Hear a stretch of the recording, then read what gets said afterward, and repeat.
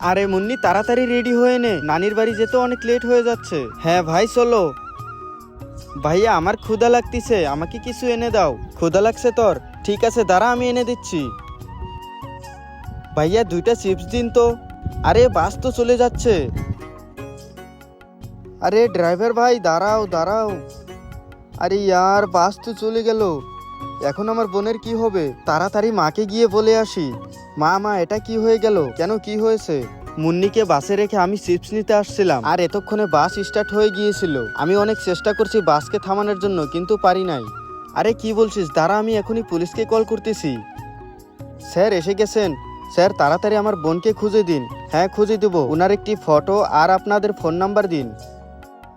হ্যাঁ এই যে, এটা আমার বোনের ফটো। ঠিক আছে, আমার নাম্বার নিয়ে ফটোটি আমাকে পাঠিয়ে দাও, আমরা পুরো শহরে পোস্টার লাগিয়ে দিব। বন্ধুরা, আমার বোনকে কি খুঁজে পাবো সেটি দেখার জন্য ভিডিওতে একটি লাইক দিয়ে চ্যানেলকে সাবস্ক্রাইব করে পার্ট 2 কমেন্ট করো।